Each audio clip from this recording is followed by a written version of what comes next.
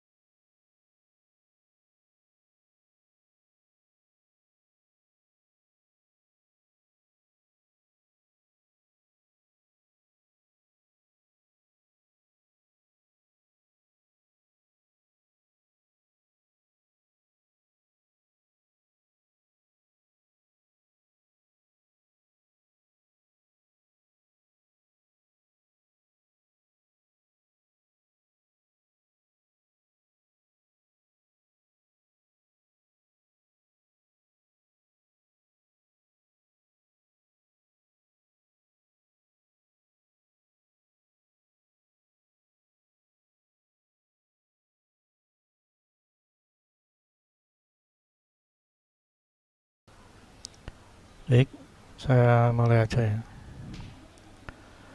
Di pertemuan ketiga ini kita membahas tentang motor DC. Ya.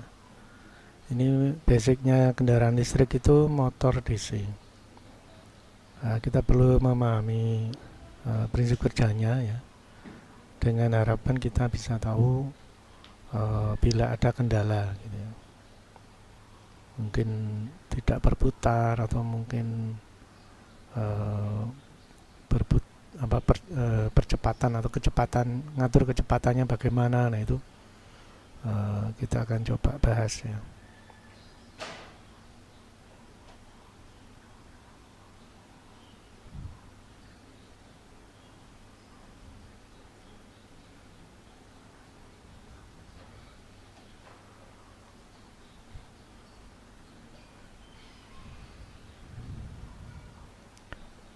Baik, saya lanjut ke materi. Ini banyak sekali ya motor yang ada di sekitar kita ya. Jadi mulai dari listrik generator ya, lalu motor listrik ya, ini ada beberapa fungsi ya. Jadi kalau listrik generator itu merupakan mesin listrik yang mengubah energi gerak atau putar benda yang berputar itu menjadi energi listrik. Jadi gerak menghasilkan listrik.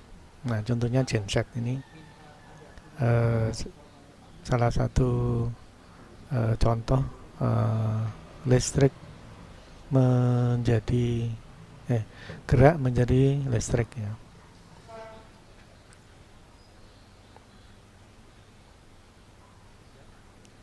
Kemudian motor listrik yang kedua ya, motor listrik merupakan mesin listrik yang mengubah energi listrik menjadi energi gerak. Nah ini beda lagi ya.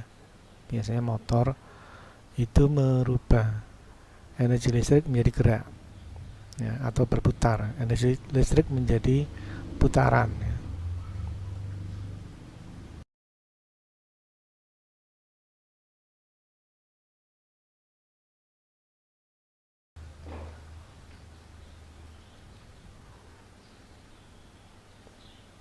Baik, saya lanjut lagi.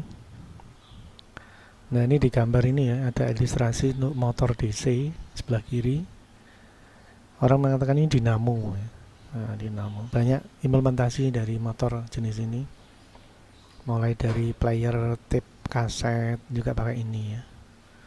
Terus motor-motor penggerak DC yang umum kita temui juga banyak pakai motor jenis ini ya. Lalu di sebelahnya ini adalah motor AC. Nah ini juga dari fisiknya mungkin kita sudah nggak asing lagi. Ini biasanya pada pompa air ya. Pompa air, lalu mesin-mesin listrik yang lain yang menggunakan input energi listrik ya. Nah, bedanya yang di sebelah kiri ini menggunakan energi listrik atau tegangan DC ya. Yang kiri ini tegangan DC, yang kanan ini tegangan AC. Yang mana nanti kita bahas motor DC dan motor AC. Untuk hari ini kita mempelajari tentang motor DC ya. Kedua mesin listrik itu sudah menjadi bagian penting dari kehidupan manusia, soalnya ada di sekitar kita ya. Apalagi motor AC ini, hampir semua orang yang menggunakan pompa sumur ya, air di sumur itu mesti pakai ini. Kemudian yang di kiri ini motor DC ini macam-macam ada di alat-alat kita sehari-hari ya. Jadi kita nggak bisa lepas dari motor ternyata. Sampai motor DC ini diterapkan di sepeda motor atau kendaraan listrik. Nah, tentunya ada kelebihan kekurangan ya. Kenapa kendaraan listrik itu menggunakan motor DC? Karena paling tidak tegangan yang digunakan adalah tegangan aki atau tegangan DC ya. Makanya motor yang digunakan adalah motor DC. Nah, kalau menggunakan tegangan aki digunakan untuk menggerakkan motor AC, nah ini butuh perangkat konverter yang dikhawatirkan energinya nanti tidak maksimal karena tegangan aki dikonversi ke inverter ya, pakai inverter lalu baru menyuplai AC. Ini biasanya tidak efektif ya, karena ada energi yang terbuang di inverter. Maka mending atau lebih baik tegangan DC aki langsung digunakan dengan motor DC. Nah, itu. Dan menjadi alat utama dalam mengendalikan energi. Ya, nah, ini perangkat-perangkat yang ada di sekitar kita pokoknya. Baik, saya lanjut lagi materinya. Nah, ini motor listrik ya. Motor listrik merupakan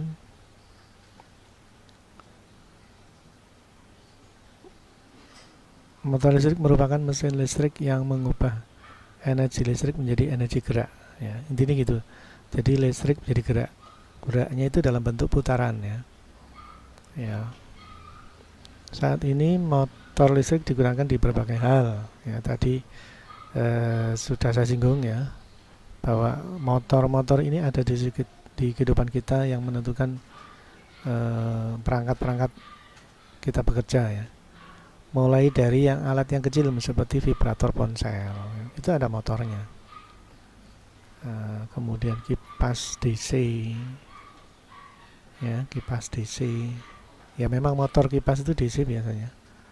Untuk kipas yang tegangan 5 volt ya. Kemudian bor listrik DC sekarang sudah umum, itu pakai baterai litium untuk ngebor. Nah, itu juga motor DC.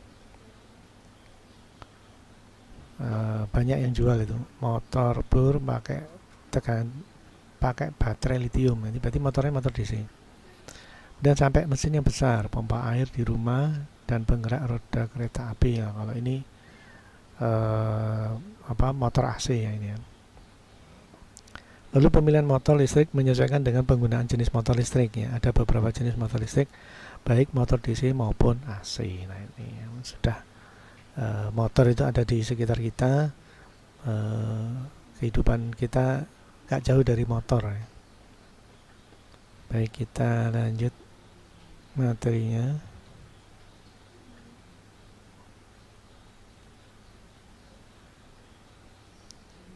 Nah, ini ya, motor DC menggunakan sumber listrik DC. Motor DC umumnya digunakan untuk beban yang lebih kecil dibandingkan motor AC. Memang tidak sebesar energi pada motor AC ya. Kalau motor AC misalkan pompa itu mampu menaikkan air dari kedalaman misalkan minimal 15 meter. Bahkan untuk motor tertentu bisa sampai 100 meter di bawah ya, permukaan tanah, itu bisa diangkat ke atas. Itu biasanya motor AC. Nah, tentunya kalau motor DC bebannya lebih kecil ya. Nah, ini jenis-jenis motor DC. Brushed jenisnya itu brushed DC sama brushless DC, lalu stepper motor. Nah, ini sebenarnya mungkin ada yang lain ya, teman. Ini yang sedang saya tampilkan ya untuk keperluan yang biasa digunakan di perkuliahan ini ya. Stepper motor ini kan biasa dipakai di perkuliahan untuk eksperimen mikrokontrol misalkan. Lalu brushed DC ya. Lalu brushless DC ini juga motor-motor DC yang sering kita gunakan. Tampilannya seperti yang di tampilan ya. Ini motor-motor DC, banyak sekali yang menggunakan motor seperti ini. Lalu simbolnya, tulisannya ya, simbolnya ada bulatan, tengah-tengahnya ada tulisan M ya, motor, lalu ada gambar tegangan DC. Nah, ini namanya motor DC. Nah, kalau motor AC tentunya ini simbol simbol di bawah M-nya tentunya tidak seperti ini ya, bentuknya sinusoidal ya. Tapi kalau DC bentuknya garis-garis seperti ini menandakan dia tegangan DC. Simbolnya kayak baterai ya.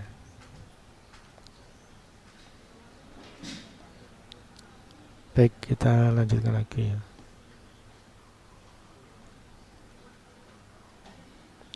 Ya, saya mulai dari brushed DC, motor DC yang ada brushnya gitu ya.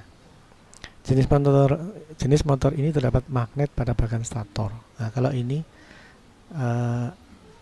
bagian yang tidak berputar itu adalah magnet permanen. Ya, dan magnet yang menghasilkan medan magnet atau magnet yang temporary ya istilahnya, itu yang menembus kumparannya ya. Kumparan pada bagian rotor atau berputar ya. Jadi yang bagian stator yang diam atau biasanya di bagian bodinya itu adalah magnet permanen, sementara bagian yang berputar karena ini harapannya listrik menjadi gerak ya. Nah, yang bagian yang bergerak itu adalah kumparan, yang mana nanti kumparan itu bermagnet tapi temporary, dan arus listrik melewati kumparan tersebut. Nah, ini ya, nanti yang digunakan sebagai kendali putaran, karena nanti besar kecilnya listrik yang melewati kumparan ini menentukan besar kecilnya medan magnet.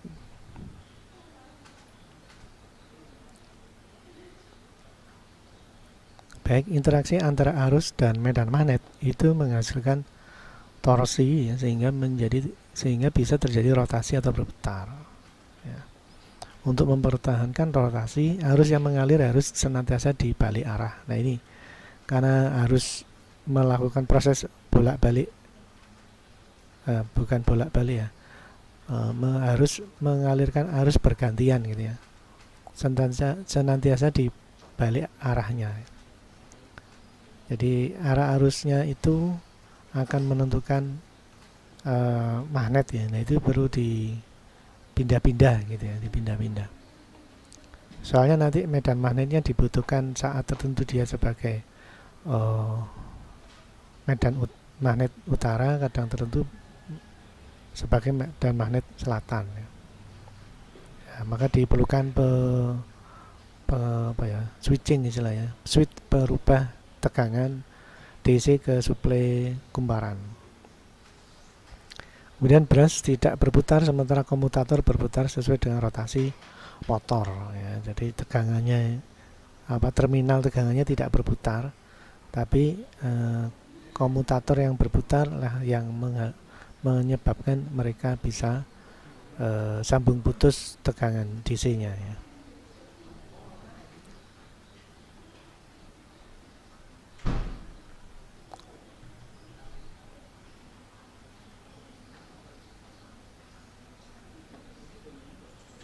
Baik, saya lanjut lagi.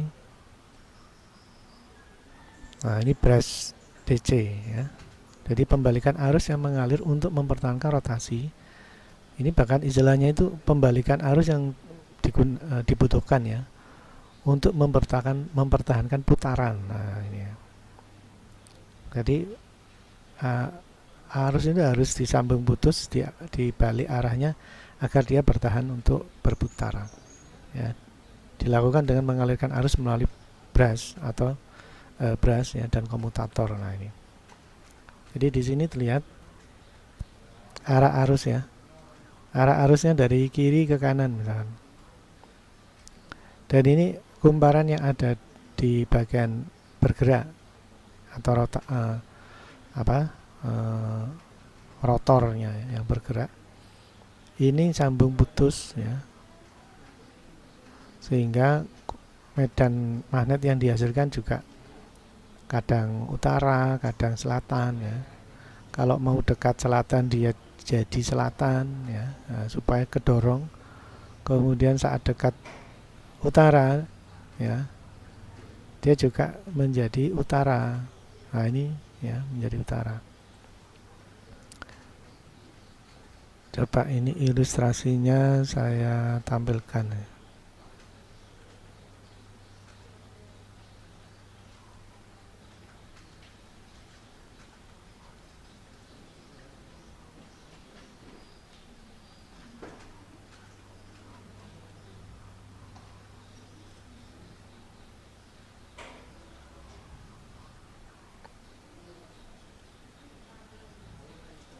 Nah ini ya, ini terjadi sambung putus ini, Anda lihat ini. Coba ini saya perbesar. Nah, ini tegangan positifnya tetap ya, negatifnya tetap, tapi Anda lihat di sini komutatornya. Coba ini saya pause ya. Nah ini saya pause, maka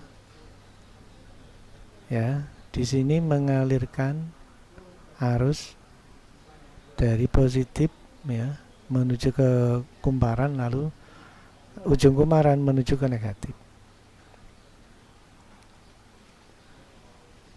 Coba saya play lagi.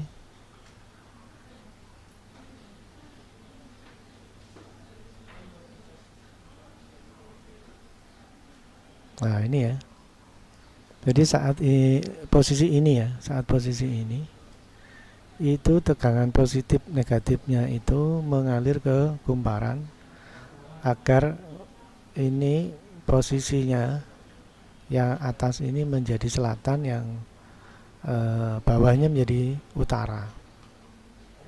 Harapannya utara ketemu utara akan kedorong ya. Ini akan mendorong ya. Kemarin di awal perkuliahan kita sudah eksperimen magnet utara ketemu utara, ternyata tolak menolak, dan itu mendorong, ada energi yang mendorong. Nah itu adalah torsi. Nah, dorongan inilah yang membuat dia berputar gitu. Kalau nggak diberi tegangan ya dia nggak berputar, tapi begitu diberi tegangan terjadi magnet utara ketemu utara, maka akan terjadi energi dorong ya, ditolak menolak ya. Nah tolak menolak itulah akhirnya menjadi energi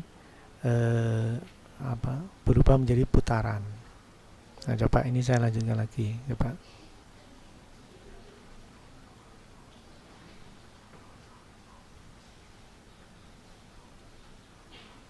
Nah ini ya, ini lagi, ini tegangannya tetap positif di kiri, negatif di kanan. Nah saat komutator ini berputar, ada kumparan yang jadi selatan dan utara. Nah di saat itu terjadi selatan ketemu selatan, harapannya nanti mendorong atau tolak menolak, karena selatan ketemu selatan, akhirnya ini didorong atau ditolak ya, ditolak atau didorong sehingga timbul torsi, akhirnya berputar ya. Begitu selatan ketemu selatan ditolak, dia ke kanan. Nah saat ke kanan, seperti tadi gambar yang tadi, dia menjadi utara, sehingga utara ketemu utara ditolak lagi, didorong lagi ya. Coba ini. Nah ini ada yang jadi utara ya, sehingga utara ketemu utara, tolak menolak, akhirnya kedorong. Nah, sementara yang selatan ini tidak ada magnet karena komutatornya nggak memberi suplai, sehingga dia tidak menjadi penghalang atau penghambat putaran, karena fokus adalah di posisi utara ketemu utara, sehingga menjadikan torsi atau dorongan, karena utara ketemu utara itu tolak menolak.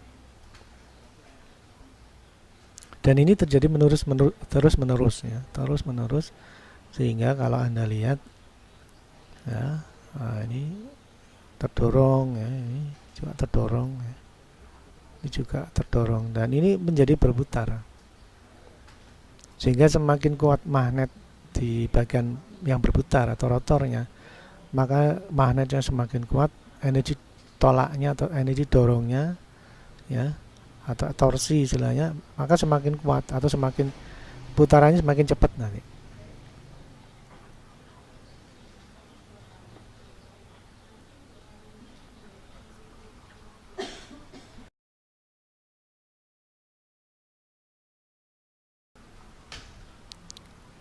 Baik, materinya saya lanjutkan lagi ya.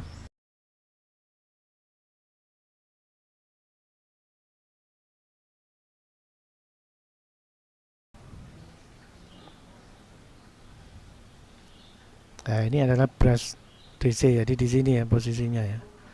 Jadi melalui brush dan komutator. Komutator yang hijau yang kecil yang berputar ini adalah yang akan membuat sambung putusnya kumparan dengan suplai DC. Baik, saya lanjut materinya. Nah, ini motor DC brush relatif lebih sederhana dan bahan dalam membuatnya juga murah. Mekanisme dinamo menggunakan tegangan DC ya, kecepatan yang dihasilkan lebih rendah sehingga membutuhkan gear tambahan. Ini untuk mempercepat putaran, biasanya tambah gear ya, ada gearbox yang digunakan dari gear ukuran besar ke kecil untuk menambah kecepatan. Suara putaran lebih bising ya. Lalu bagian coilnya yang berputar ya, karena bagian coilnya berputar. Jadi tadi yang bagian rotor ya, yang berputar adalah coilnya, bagian stator atau yang bagian diam atau bagian bodinya itu adalah magnet permanennya. Baik, saya lanjutkan lagi. Nah, ini motor brush DC digunakan untuk keperluan industri, baik untuk menggerakkan listrik berdaya rendah dan maupun tinggi, mempunyai kecepatan yang stabil. Karena kontrolnya gampang ya, DC-nya stabil ya, putarannya stabil.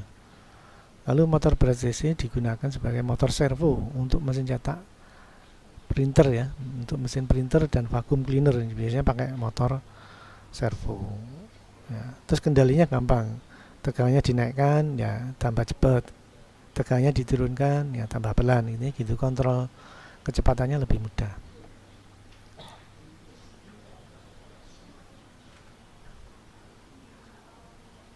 Baik, materinya saya lanjutkan. Nah, sekarang brushless ya. Jenis motor ini terdapat magnet pada bagian rotor. Ini dibalik sekarang. Magnet permanennya itu adalah yang berputar, yang tengah. Lalu magnet menghasilkan medan magnet yang menembus kumparannya. Jadi bodinya itu malah menggunakan kumparan. Ya, jadi yang bagian berputar itu magnet. Yang tidak berputar malah kumparan ya. Nah, kumparan pada bagian stator tidak berputar dan arus listrik melewati kumparan tersebut. Nah, ini. Jadi bagian yang berputar itu magnetnya, yang tidak berputar itu adalah kumparannya.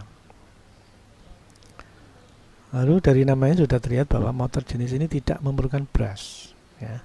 Sambung putus tegangan DC tadi itu tidak pakai.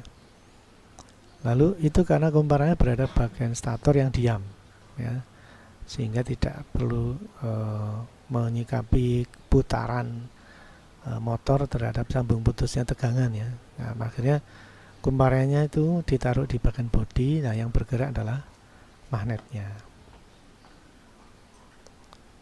Ya, ini karena kumparannya berada di bagian stator. Stator itu berarti diam ya.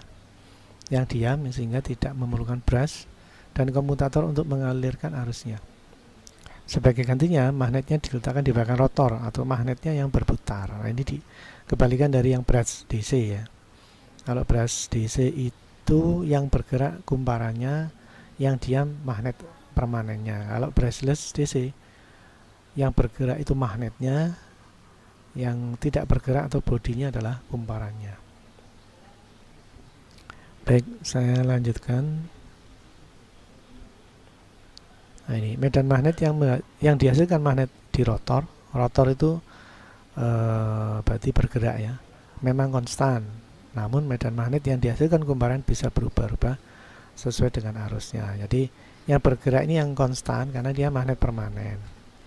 Nah, yang tidak atau yang berubah-ubah itu kumparannya di bagian bodinya ini yang berubah-ubah ya. Sehingga bisa Anda lihat di sini kapan dia berputar ya, didorong saat S ketemu misalkan ini selatan ketemu selatan.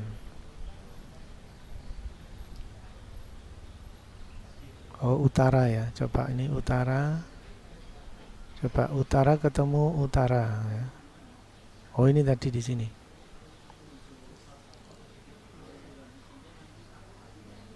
Nah, ini utara ketemu utara kedorong. Jadi posisinya pas akan lewat ya.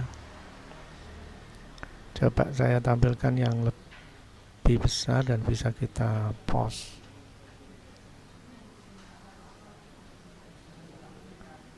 Nah, coba ini saya tampilkan ilustrasinya. Nah, ini ya. Nah, ini saat putaran, coba ini saya pause. Nah, ini saat selatan ketemu selatan ini akan didorong, ditolak ya, didorong ke berputar ya. Coba saya lanjut lagi.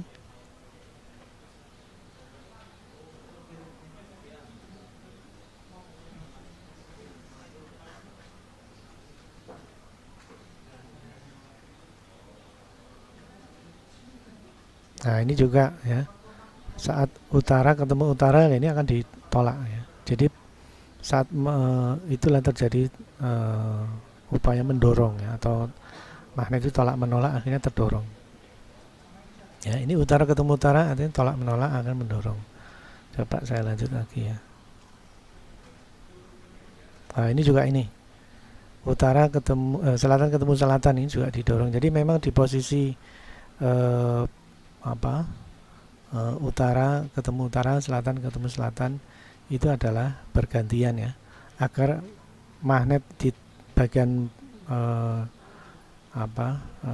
rotor yang bergerak itu selalu berputar. Nah, coba ini saya tampilkan terus ini.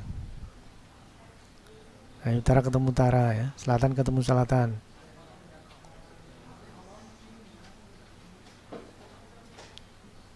Nah, ini utara ketemu utara didorong ya. Lalu ini selatan ketemu selatan didorong ya. Memang begitu ya, konsepnya. Jadi di saat selatan ketemu kumparan selatan terjadi tolak menolak.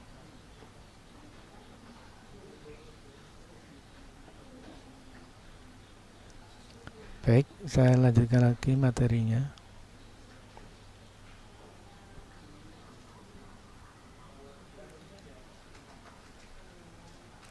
Untuk brush DC ya, kecepatan dan arah rotasinya bisa diatur dengan mengatur besar dan arah arusnya ini.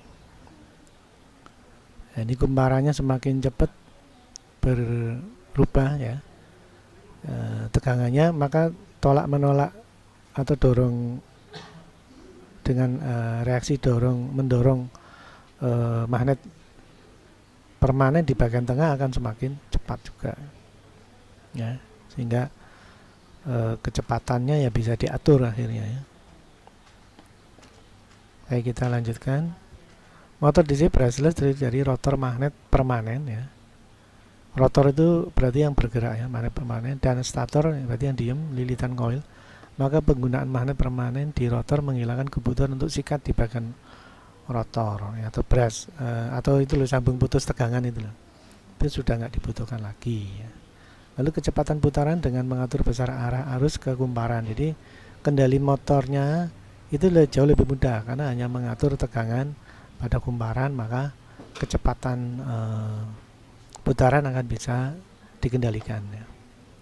Motor brushless DC digunakan untuk memutar hard disk driver ini biasanya digunakan pada hard disk ya. Dibutuhkan motor seperti ini karena lebih stabil ya, lalu tidak bunyinya tidak bising ya motor jenis ini. Kemudian membuat HDD bisa atau hard disk bisa beroperasi stabil dalam waktu operasional yang lama. Jadi untuk jenis brushless di sini motornya lebih stabil menggunakan tegangan DC.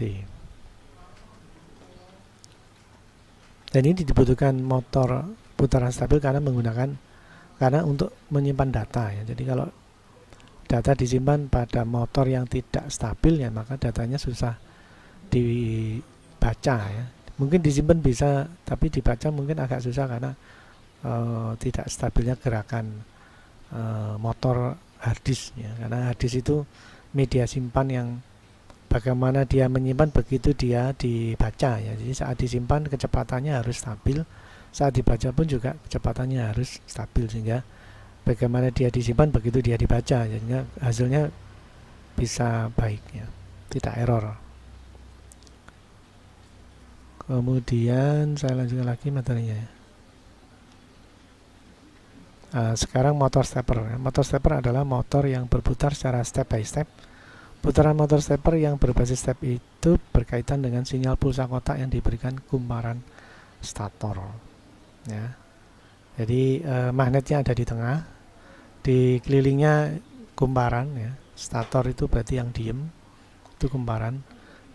Sama dengan brushless DC, cuman ini kendalinya jauh lebih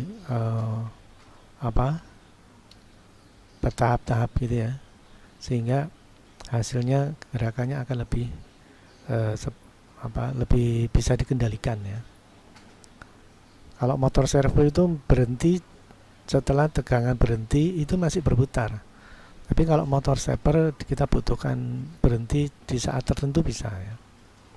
Jadi setiap ada pulsa, rotornya akan berotasi beberapa derajat. Berarti motornya tidak berotasi saat tidak ada pulsa, jadi kendalinya lebih mudah. Ini sebenarnya pulsa itu logic high low pada masing-masing kumparan ya. Jadi saat logic atau pulsa itu high, maka dia mengalirkan pada kumparan, yang lainnya tidak. Jadi hanya pada kumparan tertentu saja. Ya, besar sudut rotasinya bervariasi karena sesuai dengan jumlah kumparan yang digunakan ya. Bisa jadi 90 derajat itu 4 langkah. Ini motor stepper 4 langkah karena sudutnya 90 derajat ya. Ini kan siku ya. Jadi kalau satu gerakan 90 derajat. Nah, sini. Gerakan kedua posisinya di sebelah bawah. Jadi pergerakannya siku ya ini. Nah, ini berarti rotasinya 90 derajat dengan 4 langkah. Bisa saja rotasinya lebih banyak ya. Jadi kecil di sini ya, 45 derajat ya. Tapi karena 45 derajat maka jumlah kumparannya juga harus lebih banyak juga. Kalau ini kan 4 kumparan ya. 4 kumparan, kalau tengah-tengahnya ini dikasih kumparan lagi sehingga 8 kumparan ya. Maka pergerakannya adalah 45 derajat. Tapi kebanyakan motor stepper itu 4 langkah ya. 4 kumparan. Baik, saya lanjutkan lagi di simulasinya ya. Coba ini saya tampilkan. Nah, ini ya.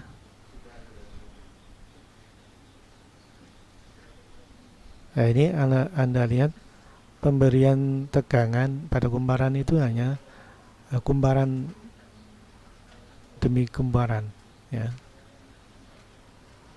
Jadi step-stepnya jelas karena memang diharapkan posisi yang diinginkan adalah utara ditarik selatan ya. Jadi misalkan ini saya pos ya.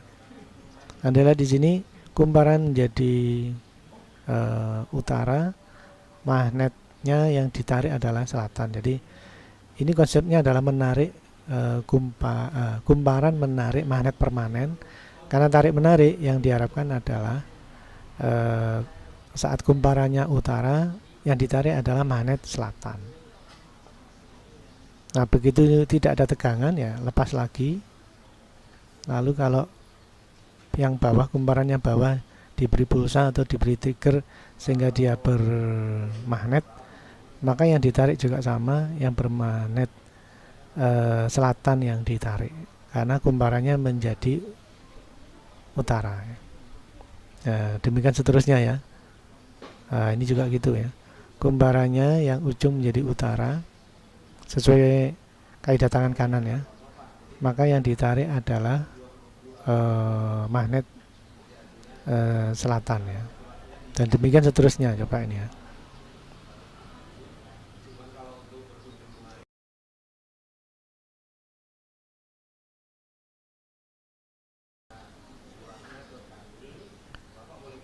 Baik, materinya saya lanjut ya.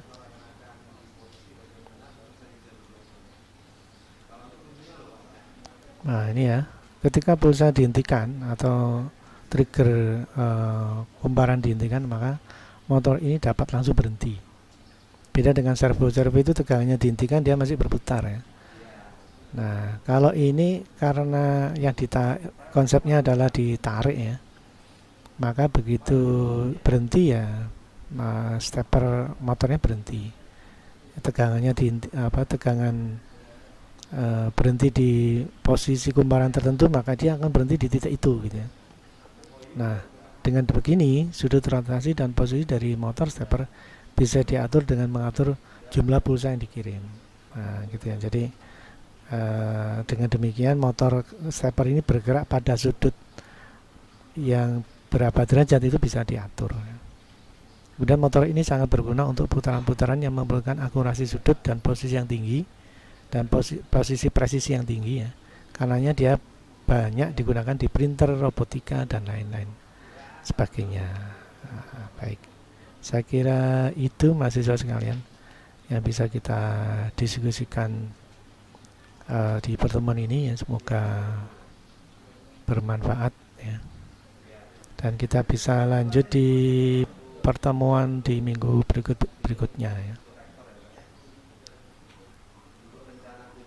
Dan bila ada pertanyaan silakan langsung berkomunikasi lewat grup WA kita ya.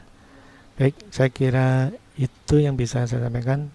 Semoga bermanfaat. Jaga kesehatan. Sekian dan terima kasih.